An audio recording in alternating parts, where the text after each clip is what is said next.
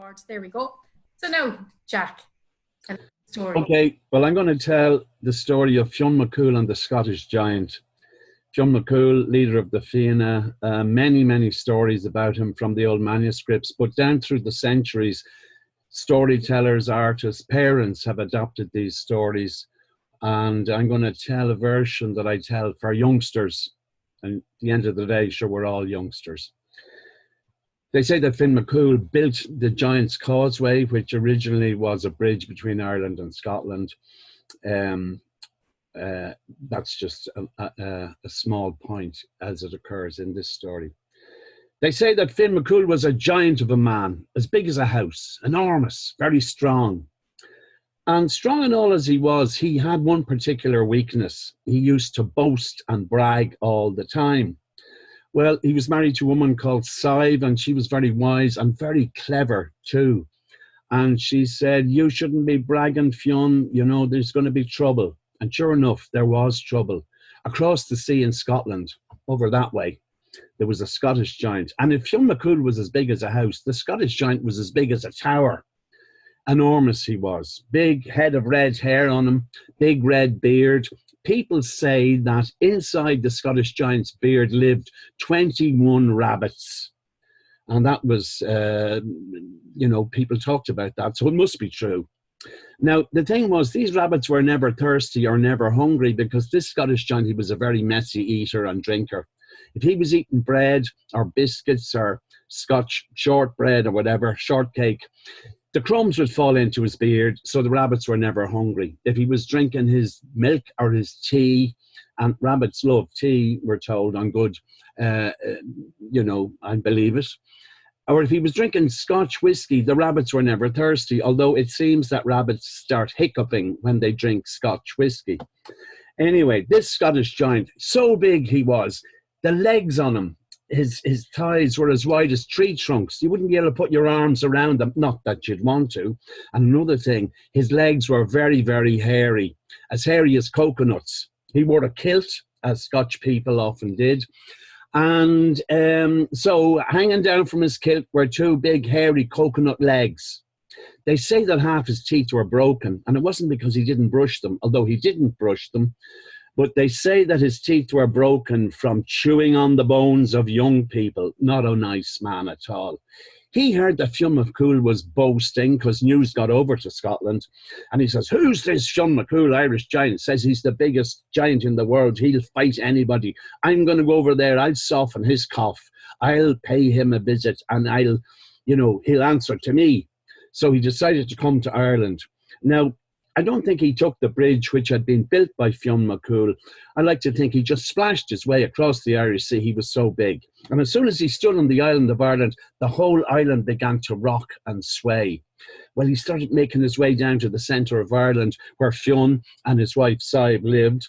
And the people of Ireland knew there was something up. They could hear the Scottish giant stomping down through the countryside, splashing through rivers and lakes as if they were just puddles, jumping over valleys, tripping over hilltops, standing on forests and making matchwood of all the trees.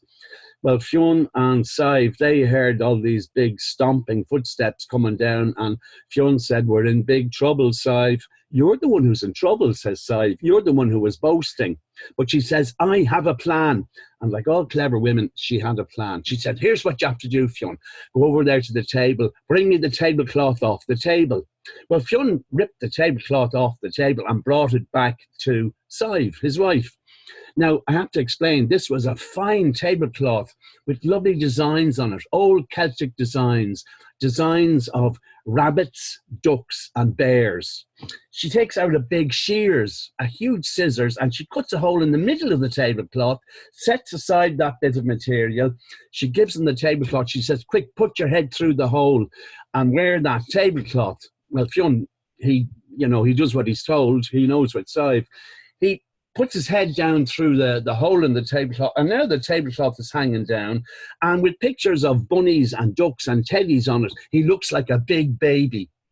The bit that she cut out of the middle, she gets a needle and thread and she sews and she sews and she sews for so long, so that in the end she's made a little bonnet, also with ducks, bunnies and teddies on it. Put this on your head, she says. Quick, go over there. See the basket full of turf beside the open fire. Dump out the turf. Climb into that basket. Pretend you're a big baby in your cot or your cradle.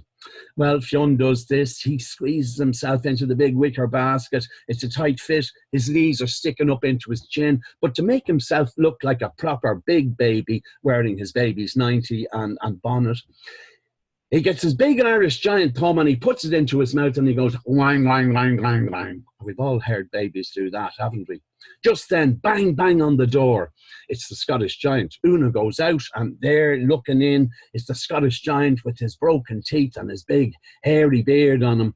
I'm looking for Fionn McCool, the Irish giant. Well, you've come to the right place, says Una.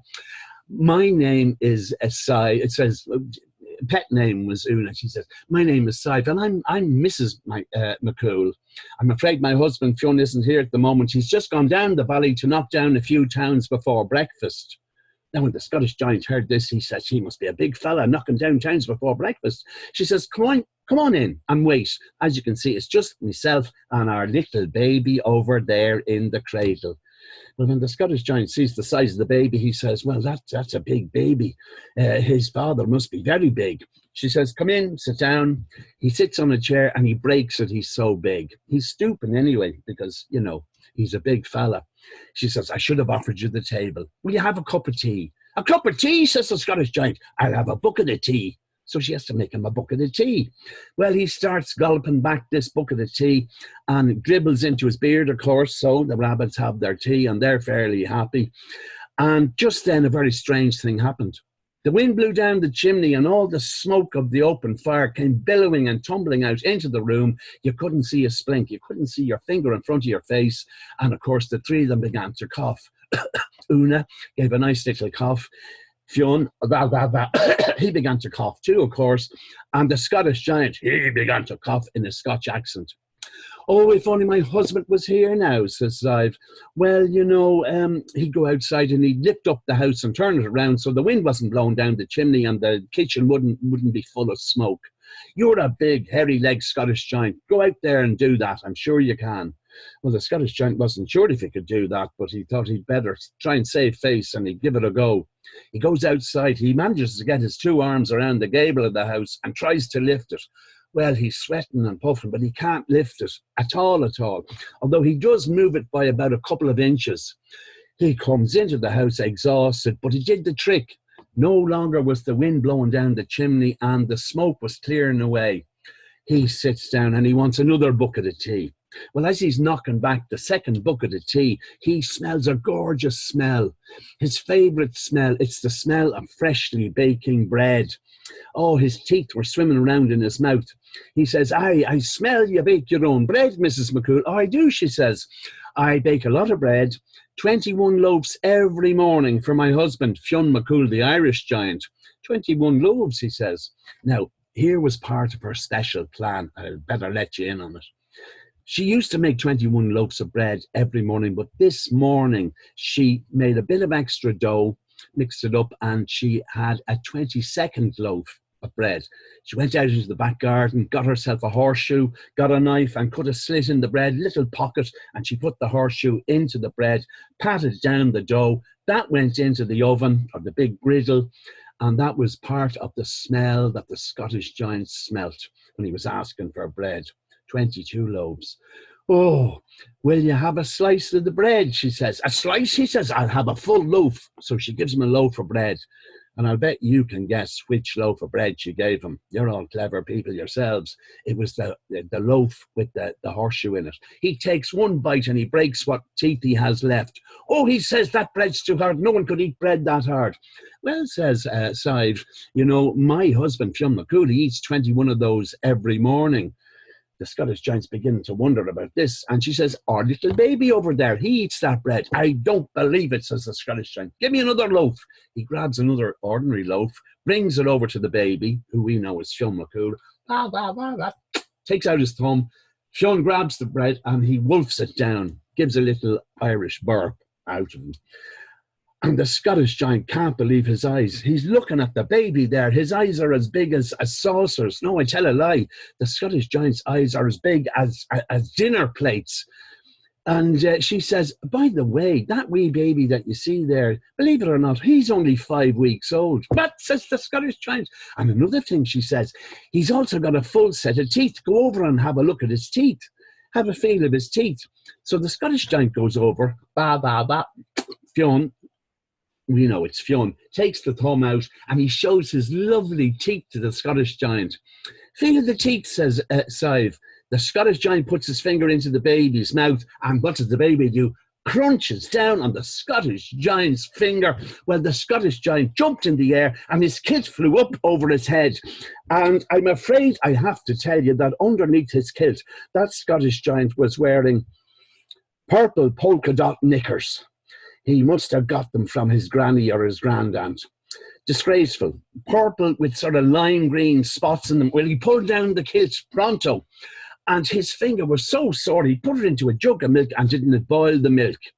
Well, he says, I'm not hanging around here. If Fionn McCool is big enough that he's knocking down towns before breakfast, if he can lift houses and turn them around, if he can eat bread that hard, if the wee baby there can eat bread that hard, and if that's Fionn McCool's baby, I don't want to wait around to see that baby's father.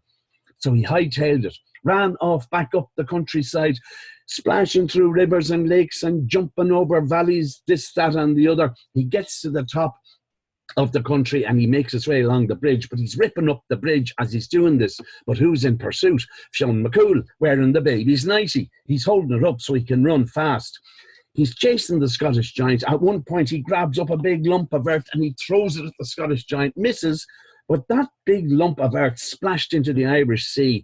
And to this day, we know it as the Isle of Man. Named after Monaghan Maclear, the old Celtic god of the sea.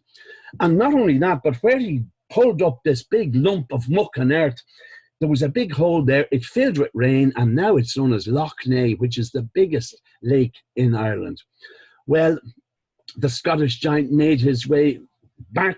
Once he jumped off the island onto the causeway, the island once more began to rock and roll. People say it's been rocking and rolling ever since. He never came back. And Fionn McCool, he never, ever boasted again. Oh, wait, I tell a lie. He did boast about one thing. He boasted that he was married to the cleverest woman in all of Ireland. And that was no lie. Sure it wasn't. There you go.